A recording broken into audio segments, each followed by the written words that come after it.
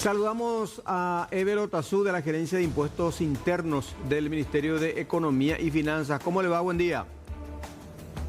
Hola Silvio, ¿cómo estás? Mucho gusto, un saludo para vos, para toda tu audiencia, así que estamos acá a las órdenes.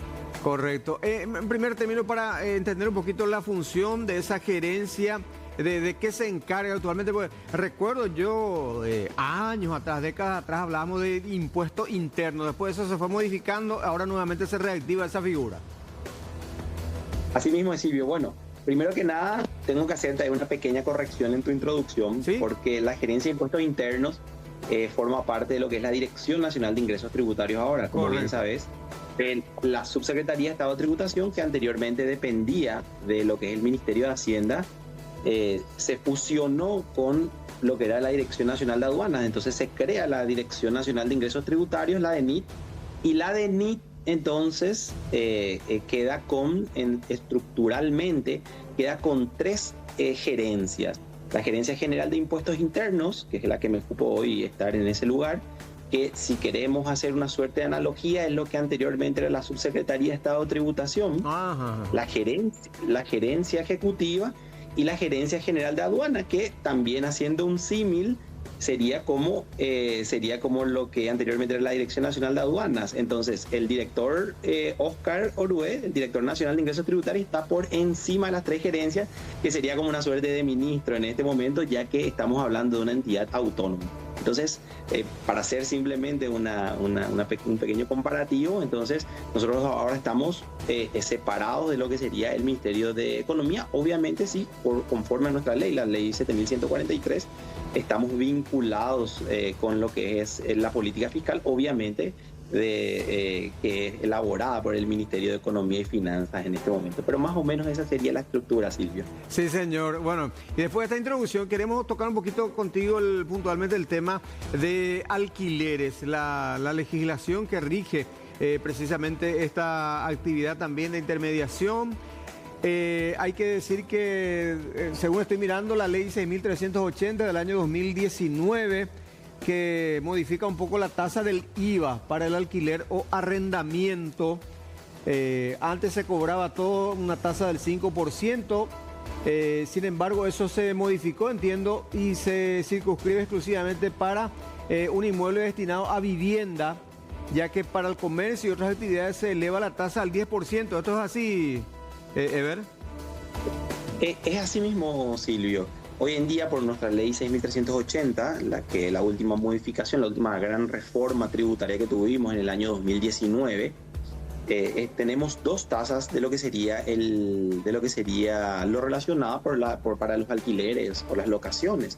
Entonces, como bien dijiste, cuando se trata de alquileres o cuando se trata de una locación destinada exclusivamente para la vivienda, entonces la tasa que se toma es el 5%.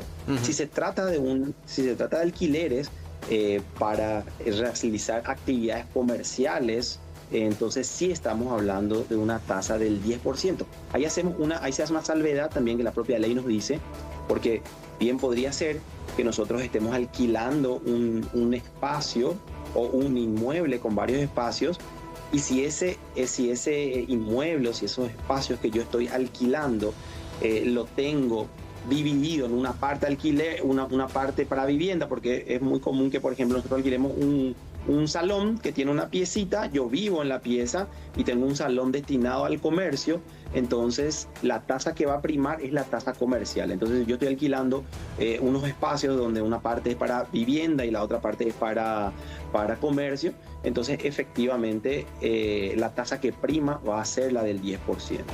Y a su vez ahí, para cerrar un poquitito lo que es la parte impositiva relacionada con los alquileres o los arrendamientos, como me estás preguntando, Silvio.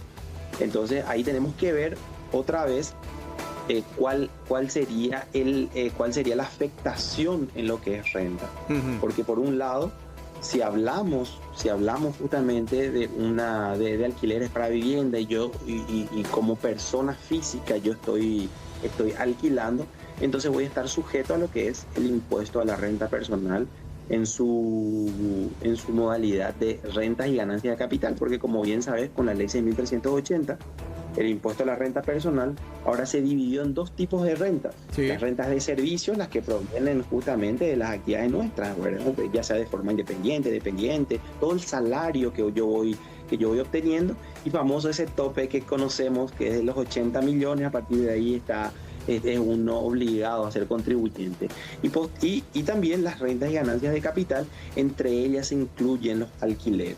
Entonces, si yo estoy alquilando, independientemente a que se trate de un alquiler que pueda ser destinado a comercio, destinado a vivienda exclusiva, y soy persona física, entonces yo voy a estar obligado a pagar, aparte del IVA, o sea, el IVA se paga el consumidor, en realidad lo que se traslada, yo voy a estar obligado a pagar el impuesto a la renta personal en su modalidad ganancias de capital, es decir, se va a aplicar la tasa del 8% sobre el 50% de todos los alquileres, del precio de los alquileres que yo obtuve durante el año, o si no, también el precio de los alquileres menos los gastos y los costos que tuve durante todo ese año.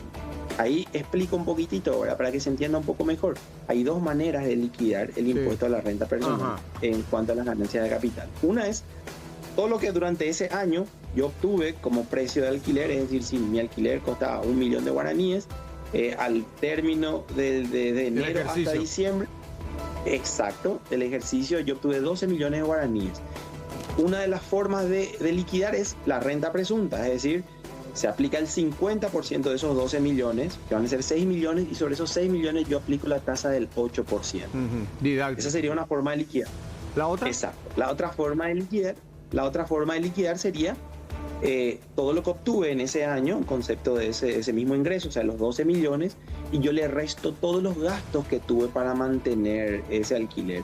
Incluye el impuesto inmobiliario, las reparaciones que pude haber tenido, etcétera. Entonces, o gastos de intermediación, si es que yo le estoy dando a otra persona que me esté... A una inmobiliaria, por ejemplo. Por ejemplo, exacto. Entonces en ese caso, yo ¿qué renta voy a utilizar? La que me resulte menor.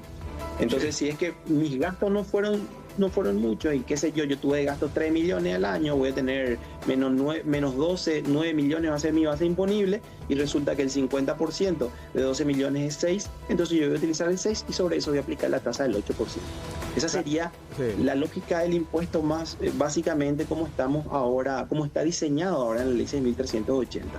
La otra situación, la otra circunstancia que se puede dar, Silvio, es que yo tenga una empresa unipersonal y el inmueble esté dentro de mi activo fijo, o tenga luego un negocio que se encargue de alquiler exclusivamente o conexamente. Entonces, en esos casos, yo, en vez de estar abonando la tasa del impuesto a la renta personal, voy a estar sujeto al IRE, o sea, el impuesto a la renta empresarial, y ahí sí ya estaría sujeto a todo lo que sería a la liquidación general de lo que es el IRE, entonces con todas las deducibilidades establecidas en la ley. Básicamente ese sería el espectro impositivo de lo que son los alquileres. Muy interesante de ver. Ahora, me pasan también como una suerte de inquietud de algunas personas que precisamente pagan alquiler de un departamento, una vivienda, de que en ciertas ocasiones el propietario, en este caso del inmueble, pone un monto por el alquiler mensual, le ponemos como ejemplo 1 millón de guaraníes, y sobre ese 1 millón te pretende, digamos, cobrar un 10% supuestamente de IVA, cuando que el IVA sabemos que es un impuesto al valor agregado y tiene que ya ser incluido en la prestación del servicio en sí mismo. Así mismo, Silvio. Mira, como sabemos, el IVA es incluido, entonces eso es una cuestión más contractual o privada en cuanto a la relación entre las partes. La recomendación que nosotros hacemos es que en el contrato esté específicamente establecido lo relacionado con el precio del alquiler y lo que es el impuesto al valor agregado. Entonces, en una de las cláusulas tiene que estar eso bien establecido, y al momento justamente de pagar el impuesto mensualmente, el propietario o el locador, en este caso, va a estar obligado a expedirle la factura. Eso también es muy importante. conforme a lo que sería la tasa, ya sea del 10%, si estamos hablando de una locación comercial, o el 5% si es destinado a vivienda. Muy interesante. Finalmente con esto cerramos, si tenés el número a mano, seguro que sí. ¿Qué tanto ha aumentado la cantidad de contribuyentes del impuesto a la renta al cierre del 2023, por ejemplo? Mira, Silvio, no te quiero mentir con lo que sería el impuesto a la renta personal, los contribuyentes de renta, sí. Pero sí el último dato que tenemos, ¿verdad? Que nos da un pensamiento positivo justamente, porque estamos ampliando la base de contribuyentes, es que, para que tengas una idea, solamente este año, desde enero hasta el día de hoy, hemos aumentado nuestra base de contribuyentes en 8.000 nuevos contribuyentes. Mira. Eso nos da la pauta justamente de que se está creyendo en este nuevo sistema tributario y que la gente realmente está queriendo formalizarse, incluirse, formalizarse y entrar dentro de esa inclusión financiera tan importante, ¿verdad? Sobre todo para los pequeños y medianos comerciantes. Entonces, esos son números alentadores para nosotros y que nos hacen justamente, nos dan la fuerza para seguir trabajando y para seguir con este camino de formalización que hemos iniciado, sobre todo desde la fusión de la Dirección Nacional de Ingresos Tributarios. Excelente. Gracias por tu tiempo, Ever. Éxito en la gestión. Muchas gracias, Silvio. Mira, el agradecido soy yo, somos todos nosotros, porque gracias a ustedes y gracias a estas oportunidades, este tiempo que tenemos tan importante en los medios, nosotros podemos justamente comunicar a la ciudadanía todas esas informaciones tan importantes que consideramos en materia tributaria. Así que muchas gracias. Hasta la próxima. Gerente de Ingresos Tributarios de la Dirección Nacional de Ingresos Tributarios, precisamente. Gerente de Ingresos Internos, Tributos Internos, precisamente. Ever Otazú. 7:51.